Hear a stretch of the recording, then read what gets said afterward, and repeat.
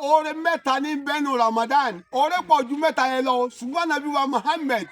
sallallahu alayhi wa sallam ó ní Ramadan olóore mẹ́ta ní bẹ́nu Ramadan. Ìwọ náà tẹ́tí kó gbọ́ oore mẹ́ta tí ń bẹ́nu Ramadan yìí.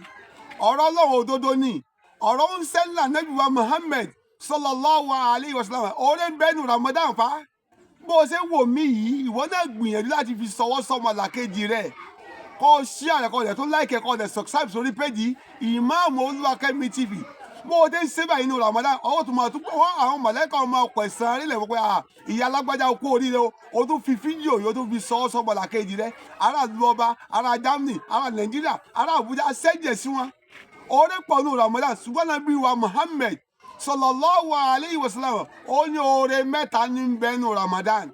Kí làwọn oore náà Ànábì sọ o sọlọ ẹ̀yin náà yòǹbó Ànábì yòǹbó Ànábì dáadáa sallallahu alayhi wa sallam. Ó ní àkọ́kọ́ ní ọjọ́ kìíní nínú Ramadan tó fi ọjọ́ kẹwàá ó ní ìkí Ọlọ́run ní bẹ́ńbẹ́. Ẹ̀yin ọmọ ìyá mi ẹ má jà sásìkò yìí ẹ má jà sí lò ẹjá náà bẹ lọ́run fún kí Ọlọ́run ẹjá bẹ lọ́run fún ìdẹ̀rẹ̀ Ọlọ́run ẹjá bẹ lọ́run fún ìfọ̀kànbalẹ̀ Ọlọ́run ẹjá bẹ lọ́run fún àgbéga Ọlọ́run ẹjá bẹ lọ́run fún ààbò Ọlọ́run ó ṣe fún wa tábà mọ tá a fẹ́ sọ ẹ wọ́n Rabbana atina fi dunya hasana wa fil akhirati hasana wa qina azabannar. Ìyẹn náà tó fún yín alájà ìyẹn náà tó fún yín o ẹ ṣé o wàláhì ẹ ṣé dáadáa. Ìtumọ̀ àdúrà tẹ wí náà pé Rabbana Olúwa wa lẹ́yìn kẹta lè dojú abẹ́dú àwọn ọkọ̀ ìwọ yìí náà ni ó wàláhì kò sẹ́jọ́ bí àbùkátà wàláhì ìwọ yìí. Atina fi dunya hasana wá tẹ́wọ̀ rẹ báyìí. Ní tó fi tẹ́wọ̀ rẹ lẹ́rìí pé Ànábì wa Muhammad sallallahu alayhi wa sallam ó ní ojú ọmọ àti Ọlọ́run kẹrù ọtẹ́wọ́ síwájú ẹ̀ báyìí wọ́n ẹrú ìhàn akáwọ̀ ẹ̀ ló fi fò. Ìwọ náà tẹ́ báyìí òwò náà sọ pé dẹ̀wò ló bí ìyá ọ̀kẹ́rẹ́ Ọlọ́run Ànábì sọ pé kéèyàn tẹ́wọ́ báyìí síwájú Ọlọ́run ìwọ náà tẹ́ tiẹ̀ náà báyìí tẹ́ báyìí kọ́ sọ pé Ọlọ́run pọ̀ bí ọ́ nì lórí àlámọ̀rí ayé mi dákúnjọ́ níyànjú lórí àlámọ̀rí ayé àwọn ọmọ mi dákúnjọ́ níyànjú lórí àlámọ̀rí ayé àwọn ẹbí mi dákúnjọ́ níyànjú mọ́ dẹ̀dàmú sí wa.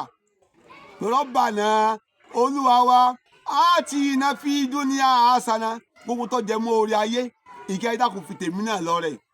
ìkẹ́ ń bẹ láyé kéèyàn òbí máa dùnnú ara akẹ́kẹ̀ẹ́ ni kéèyàn oníyàwó alálùbáríkà ara akẹ́kẹ̀ẹ́ ni kéèyàn orí fọkànbalẹ̀ ara akẹ́kẹ̀ẹ́ ni kéèyàn máa gbé láyọ̀ àti láàfíà ara akẹ́kẹ̀ẹ́ ni kéèyàn má rí bànújẹ́ ara akẹ́kẹ̀ẹ́ ni kéèyàn orí dùnnú látọ̀dọ̀ ọba àlá ara akẹ́kẹ̀ẹ́ ni kéèyàn tó wá tún rẹ́sì ìsìláàmù ó tún wá tún rí ṣe wàláhì ìkẹ́ náà ni. Atina fi dunya hasana wa fil akhirati hasana. Ọlọ́run tó ń jẹ́ òǹgbẹ̀dẹ̀ àlìkíyàmà má yọwọ́ ọ̀kẹ́ rẹ kúrò lára mi o lára àwọn tí ó wà jẹ́nà rẹ dáhùn kèmí náà mọ́ wọn. Wa fil akhirati hasana tó ń jẹ́ òǹgbẹ̀dẹ̀ àlìkíyàmà àwọn aya mi tá a jọ ń kó lára my darling my sweetheart my honey my sugar my tea jẹ́mọ̀ kájọ wà jẹ́nà náà ni. Wa fil akhirati hasana Ọlọ́run tó bá jẹ́ òǹgbẹ̀dẹ̀ àlìkíyàmà lórí òkè àsàrà àti tẹ́ẹ̀dá ọkọ̀ jábàá má jẹ́ ń jábọ̀ Ọlọ́run dákun páàsì mi dákun jẹ́ iyege Ọlọ́run. Wa fil akhirati hasana àlùjánnà tó dáa díjọ́ ń gbẹ̀ǹdẹ̀ àlìkíyàmà ni ó jẹ́ ìwọ lọ́lọ́run níjọ́ ń gbẹ̀ǹdẹ̀ àlìkíyàmà wa qina azabannar. Ọlọ́run ìyà rẹ ó kéré ó tóbi má jẹ́ ń jẹ ìyà o má fi ìyà rẹ jẹ mí o nínú láyé tí wọ́n má fi ìyà jẹ mí láyé tí mo wà yìí o inú sàárè mi Ọlọ́run má dojú mi ọ̀rá re níjọ́ ń gbẹ̀ǹdẹ̀ àlìkíyàmà má ṣe mí lọ́mọ náà o. Wa fil akhirati hasana wa qina azabannar. Ẹ̀yin ọmọ ìyá mi the first day to 10 days of Ramadan ẹ má jà á sí lò ó wàláhì ẹ má jà á sí lò ó wàláhì oore ń bẹ́ẹ̀ ìkẹ́ lànà bí pé o ìkẹ́ wàláhì ìkẹ́ ló pè. Ẹlẹ́ẹ̀kejì ń bẹ̀ òun náà ni pé láti ọjọ́ kẹwàá Ramadan tó fi pógúnjọ́ Ramadan magfira ló pé o Allahu Akbar àforíjì ló pé o. Ẹ̀yin ọmọ ìyá mi tẹ́wọ́ mi ọ̀nà tá à ń gbà jẹun ọ̀mọ́ o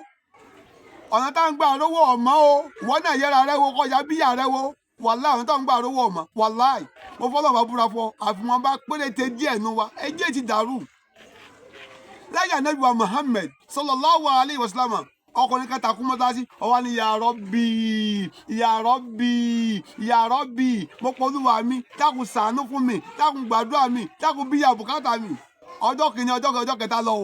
ó ń sẹ́lá Ànábì wa Muhammad sallallahu alayhi wa sallam ọwọ́ àdìgbà òun ni ya rajul mo pè arákùnrin o ọ̀làdúrà rẹ ò lè gba ẹni pé subhanallah àdúrà wo lè gbà báwo ya Rasulullah Ànábì àdúrà wo lè gbà ó ní wàá mọ́tí àmúka haram ní tó ń jẹ sẹ́nu ara rẹ̀ nǹkan haram ni wàá mọ́lì bá suka haram aṣọ tó wọ̀ sọ́run gan náà aṣọ haram náà ni wàgùn sí abilà haram o tún wá tún dàgbà sínú nǹkan haram náà ike ìwọ lọ dàgbà sí i bó dàdúrà rẹ ṣe fẹ́ gbà ìrora arákùnrin ohun tí mo fẹ́ fàyọ́ bẹ̀ ni pé dáàmú fúlà tánà bíi pé yẹ pé àsìkò àforíjì ní ọjọ́ kẹwàá Ramadan sógúnjọ́ ìwọ náà tọrọ àforíjì o gbogbo àwọn tó ti sunkún látara rẹ tọrọ àforíjì k'Ọlọ́run forí ẹ̀ jì ọ́ gbogbo àwọn tó ti rí bàǹjẹ́ látara rẹ bẹ́ẹ̀ lọ́hùn k'Ọlọ́run forí ẹ̀ṣẹ̀ rẹ jì ọ́ o bẹ́ẹ̀ lọ́hùn dáadáa wàhálà bẹ́ẹ̀ lọ́hùn bọ́ọ̀ bá bẹ́ẹ̀ lọ́hùn ọ̀pọ̀ta kí òkú lẹ́sẹ̀ o ẹni tó bá kú lẹ̀ wàhálà yóò wọ lọ́jọ́ gbèjà kìámà mọ́gífúra ni lẹ́yìn rẹ̀ Ànábì wa Muhammad sallallahu alayhi wa sallam ó ní malásímọ́lì sigivara gbogbo ẹnikẹ́ni tó bá ti ń dúnmọ́ pé astaghfirullah astaghfirullah astaghfirullah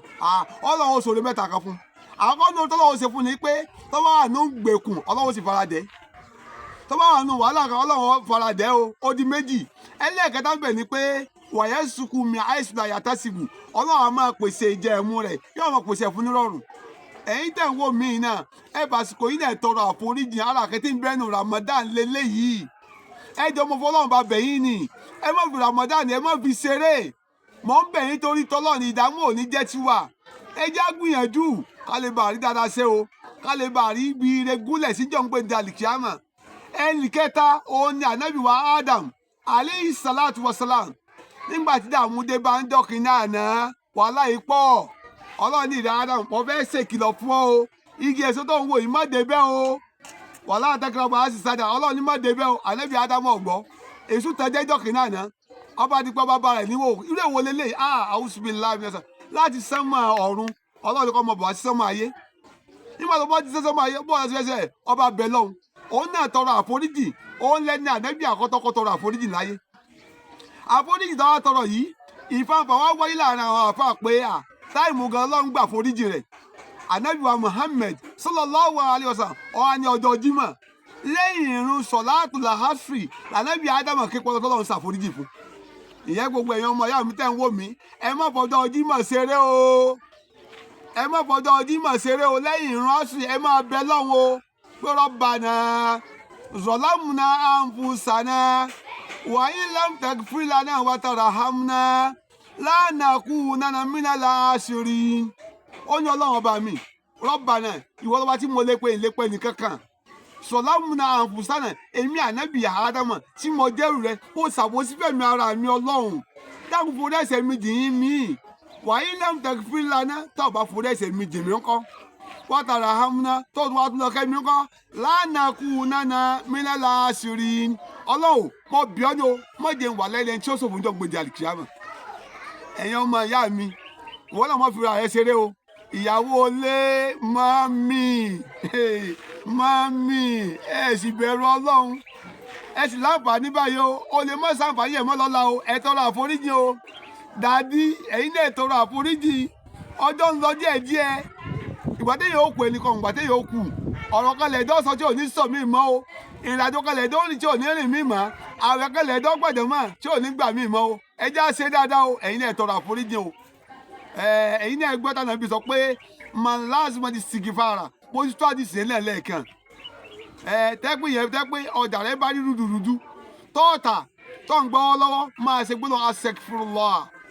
ìwọ tó bímọ tó ò dídùn lórí ọmọ rẹ máa ṣe gbọ́dọ̀ astaghfirullah ìwọ tó ń gbé gbèsè ayé tí ọ̀tí ọlọ́run máa ṣe gbọ́dọ̀ astaghfirullah wàláì ọ̀nà àdó yóò jọ náà àbáyọ wàláì ọ̀nà àbáyọ lọ́ máa ní bọ́bọ́ náà máa búra fún ọ nítorí ìdílé yìí ẹ̀já máa tọrọ àforíjì o ànábì wa Muhammad sallallahu alayhi wa sallam ó fún aláwọn àdúrà tá a lè máa tún ṣe yàtọ̀ sáyà àlùkùránì tá a mú wáyé náà pẹ̀lú òkúta ìmọ̀ àti ṣe àdúrà yìí Ọlọ́run forí ẹ̀ṣẹ̀ jìyàn wá ní ìkẹ́ tó tún bẹ́nu Ramadan tó jẹ́ lẹ́ẹ̀kẹta ń bẹ̀ òun náà ni pé ọjọ́ ogúnjọ́ Ramadan títí tí Ramadan ló fi parí bóyá mọ́kàndínlọ́gbọ̀n ni o àbọ̀gbọ̀n wàláì tẹ́ bá ti ń ṣàdúrà yìí Ọlọ́run gbàdúrà yìí ìyẹn pé ìmórí kúrò inú nájọ́ ń gbèjà àlìkìyámà ni ẹ̀yin ọmọ ìyá mi ẹ má jà tara wa Ọlọ́run kẹwàá o nínú Islam wàláì Ọlọ́run kẹwàá ẹ má jà sọ góòdì yẹn ẹ má jà sọnù o ẹ má jà sọnù wàláì is a great opportunity for every one of us in Islam ẹ má jà sọnù o ohun tá a fi ní sóore yìí náà ni pé oore ń bẹ fún ọlọ́dọ̀ Ọlọ́run lápèjúwe lára tá a tún lè ṣe nù Ramadan òun náà ni síkìr òun náà ni ìrántí Ọlọ́run ẹ̀yin ọmọ ìyá mi ẹja máa rántí Ọlọ́run o ìdápẹ́ ní remembrance Ànábì wa Muhammad sallallahu alaihi wasallam ó sọ ìyàtọ̀ láàrin ẹni tí ń rántí Ọlọ́run àti ẹni tí ń rántí Ọlọ́run ó lẹ́yìn tí máa rántí Ọlọ́run ó ní àlàyé níwájú Ọlọ́run o ẹni tí ó bá rántí Ọlọ́run ó lókù ni dẹ̀mọ́ Ọlọ́run mọ̀ sí wa lókù o sàmì dáadáa wọ́n sàmì tèmi Ọlọ́run pa mí báyìí o Ọlọ́run ò ní pẹ̀yìn náà inshallah rahman nínú ayé al-Qur'an lórí yẹn Ọlọ́run sọ fún Ànábì wa Muhammad sallallahu alaihi wasallam pé askuruni askurukum waskuruni wala takfirun Ọlọ́run ní askuruni Ọlọ́run lè mi ní ẹ máa rántí o bẹ́ẹ̀ fẹ́ lówó Ọlọ́run ní ẹ pè bẹ́ẹ̀ fẹ́ lọ́lá Ọlọ́run ní ẹ pè bẹ́ẹ̀ fẹ́ bímọ Ọlọ́run ní ẹ pè bẹ́ẹ̀ fẹ́ kọ́lé Ọlọ́run ní ẹ pè bẹ́ẹ̀ fẹ́ ra mọ́tò Ọlọ́run ní ẹ pè bẹ́ẹ̀ fẹ́ ní ìfọkànbalẹ̀ tá a lè pè jẹ́ mọ́ Allah Ọlọ́run ní ẹ máa pé o ẹ má pè ní kankan mọ́ o ẹ bá jẹ́ àwọn Ọlọ́run jẹ́ máa sọ pé kí ni ìdáyín lòun askurukum ìdẹ́gẹ́dẹ́ ìmọ̀ràn tiẹ̀ yìí náà condition wà ń bẹ̀ if you remember me I will remember you that is condition between ourselves Ọlọ́run wà sùkúrúùlì Ọlọ́run ẹ máa dúpẹ́ lọ́dọ̀ èmi Ọlọ́run o ẹ dúpẹ́ ojú tẹ fi rí náà ẹ dúpẹ́ rẹ ojú ẹ fi rí ètò ẹ fi rí náà ẹ dúpẹ́ ojú yìí o etí tẹ fi ń gbọ́ràn ẹ dúpẹ́ etí yìí o ẹnu tẹ fi ń sọ̀rọ̀ ẹ dúpẹ́ ẹnu tẹ fi ń sọ̀rọ̀ ẹnu kò lè dọ̀rọ̀ sọ o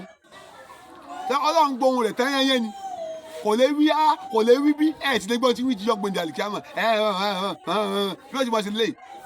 Ọlọ́run á ṣàánú àwa ọ̀rọ̀ tá à ń sọ Ọlọ́run ká jọ gbóra wáyé èyí tá a fi ń gbọ́ràn Ọlọ́run òjò búlọ̀kù bẹ́ẹ̀ bá fẹ́ lórí pé ìyá alágbájá o kò lè gbọ́ yín wàá yàtọ̀ fọwọ́ tàwa pé tẹ́mi lẹ́ ń bá sọ̀rọ̀ ẹjá dúpẹ́ Ọlọ́run ẹjá dúpẹ́ orí Ọlọ́run wàsíkúrúùnì Ọlọ́run ni ẹ dúpẹ́ èké mi Ọlọ́run ọba wọ́n la tẹkifirún Ọlọ́run ẹ gbọ́dọ̀ ṣàìmóore o sísítà mi Ọlọ́run ẹ gbọ́dọ̀ ṣàìmóore aláàjì Ọlọ́run ẹ gbọ́dọ̀ ṣàìmóore aláàjà Ọlọ́run ẹ gbọ́dọ̀ ṣàìmóore brothers Ọlọ́run ẹ gbọ́dọ̀ my sister Ọlọ́run ẹ gbọ́dọ̀ ṣàìmóore o lẹ́yìn eléyìí ó náà ti tilawatul Qur'an recitation of the Qur'an jama tí ẹ máa ń ka Qur'an ní Ramadan alákẹ́ Ramadan ni o wàhálà ìgbésí ayé yẹn ó yàtọ̀ èyí ó rí fọkànbalẹ̀ èyí ó rí dùnú èyí ó rí gbígbàdúrà nínú ẹgbẹ́ ọ̀rá kan tí wọ́n gbà wá nínú àdìsí Ànábì wa Muhammad sallallahu alaihi wasallam ó ní man qara arifa min kitabillahi falahu hasana ó ní gbogbo ẹnikẹ́ni tó bá ti ń ka àràfin kan nínú Al-Qur'an yóò gbẹ̀san rẹ̀ ẹ̀yin ọmọ ìyá mi èyí náà gbẹ̀san rẹ̀ níwájú Ọlọ́run ẹ má jà sí Ramadan ẹ má jà sí lò ó oore ní fún wa àǹfààní ní fún gbàdúrà lọ́jẹ́ fún wa nù Ramadan yìí wọn Ànábì wa ń sọ̀rọ̀ pé wàlà àsànàtù bí àṣírí nàbṣàlíà pẹ̀lú ògbó tó lè máa ṣe kára àfikàn yóò mọ̀ gba ládá mẹ́wàá lórí aláàfikàn láàkúlù èmi Ànábì sọ pé alif lam mim mi ò bá yín sọ bẹ́ẹ̀ mi ò sọ bẹ́ẹ̀ rárá ó ní alif arifun araf tẹ́ ń wò yẹ alif tẹ́ ń wò yẹ arafikan ni lam tó ń bẹ̀bẹ̀ mim tó tẹ̀lé arafikan náà ni ẹ̀yin ọmọ ìyá mi ẹja gbìyànjú o ẹja gbìyànjú láti máa ka Al-Qur'ani o Ànábì wa Muhammad sallallahu alaihi wasallam ó ní ibi kí wọ́n ti ń ka Al-Qur'ani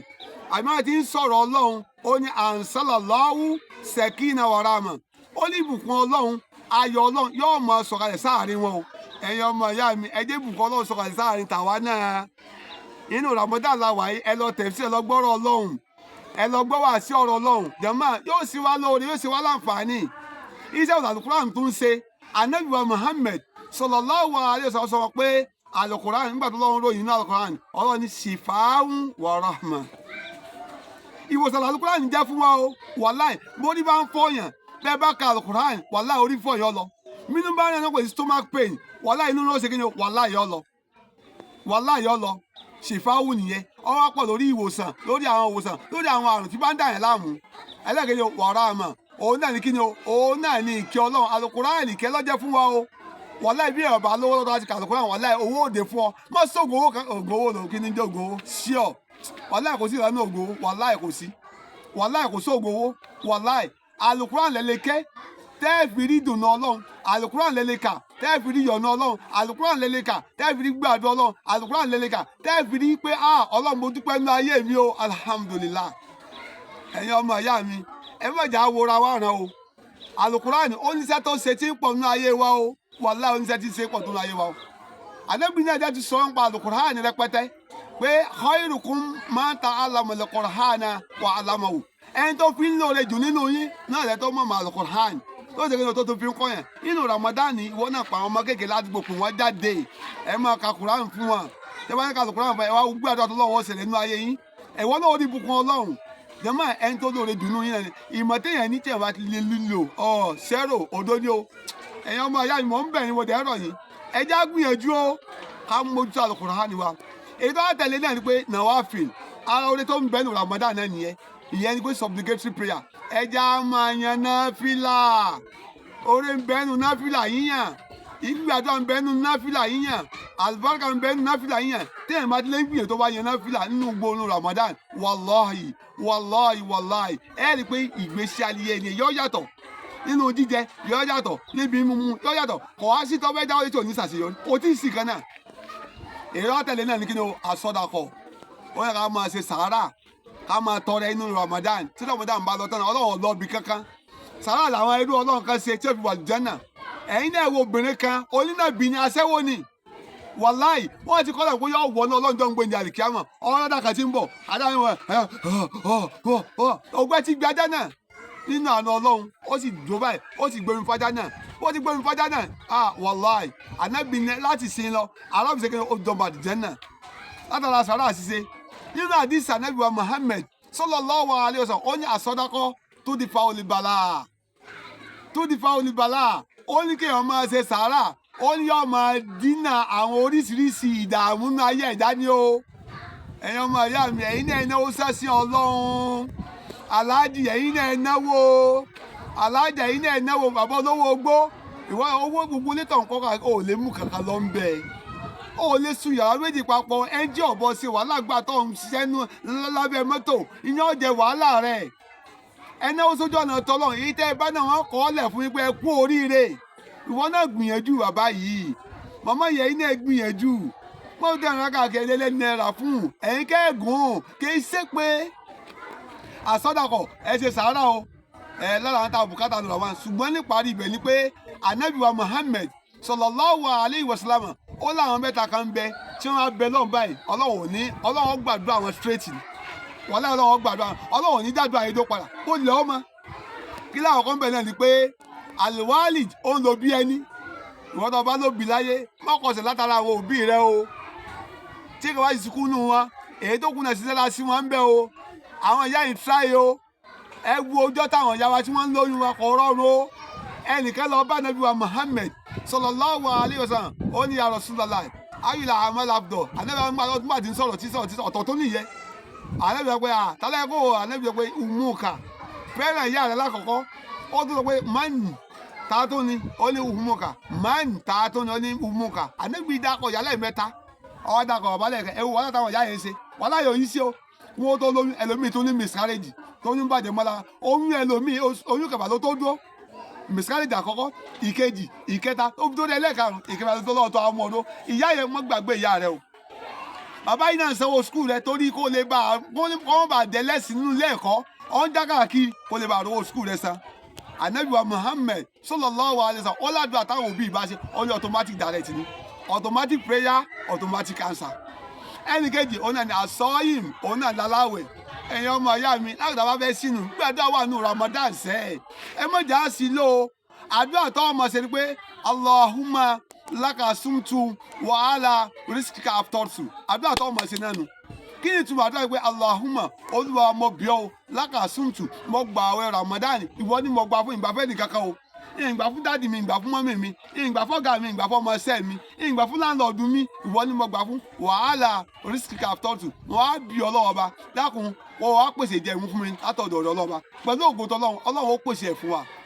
ẹnìkẹ́ta ní alimuslim ẹ̀ta ṣàbòsí iyebi ẹ̀ka lọ ṣùgbọ́n tí wọ́n fúra láti sọ ni pé ẹ jẹ́ á gbìyànjú o ẹ̀yin ọmọ ìyá mi Ramadan kan lè yàn gbà tí ò ní gbà ẹ jẹ́ á gbìyànjú ká ṣiṣẹ́ dáadáa nù Ramadan yìí o gbogbo àwọn tí wọ́n sponsor program náà ẹ mọ̀ kú oríire mo kí yín púpọ̀ gan wàláhì Ọlọ́run sẹ́yìn lẹ́sẹ̀ rẹ̀ àwọn tá sponsor program náà ẹ jẹ́ á gbìyànjú lè mú o lọ́rùn àdúrà táwọn ti gbọ́dọ̀ bà náà atina fi dunya hasana wa fil akhirati hasana wa qina azaban nar pẹ̀lú ògo tọ́lọ́run àtẹ̀mí àtẹ̀yìn gbogbo ohun tí ó mú wa tí Ramadan ọdún yìí tá a fi ní gbàjá ọlọ́mọdé ọ̀sẹ̀ ní kọ̀ọ̀kan wa o inshallah gbogbo ẹ̀yin tẹ̀ ń wò mí àtẹ̀yin tẹ̀ ń gbọ́ mí náà ẹ já gbìyànjú láti lè ṣiṣẹ́ oríire bẹ́ẹ̀ ṣe àwọn kàn níyì òun náà ni Imam Oluwakemi TV ẹ já gbìyànjú láti subscribe sórí péjì yìí kájẹ̀ tún share rẹ̀ fún gbogbo ayé pẹ̀lú ògo tọ́lọ́run ìdààmú ayé kò ní dé bẹ́ẹ̀ nìkan bàbá ti sẹ́nu Ramadan àbúlẹ̀yìn Ramadan tá a bá ti wo fídíò yìí láàmú rí ìkẹ́ ọlọ́run láàmú rí gbàdọ̀ ọlọ́run inshallah al-Fatiha gbogbo ọ̀nà tó bá mọ sọ́ọ̀dì Fatiha yìí náà ìwọ náà máa wí gbígbàdúrà lọ́jẹ́ ìkẹ́ lọ́jẹ́ àánú lọ́jẹ́ ọlọ́mọṣẹ́ àgbàdo ẹnì kọ̀ọ̀kan wa a'udhu billahi minash shaitanir rajim bismillahir rahmanir rahim. Alhamdulillahi Rabbil Alamin Ar-Rahmanir Rahim Maliki Yawmiddin Iyyaka na'budu wa iyyaka nasta'in Ihdina siratal mustaqim siratal ladzina an'amta alayhim غير المغضوب عليهم ولا الضالين آمين آمين سبحان ربك رب العزة عما يصفون والسلام على المرسلين walhamdulillahi rabbil alamin ọlọ́run ti gbowó sórí rẹ o àmín.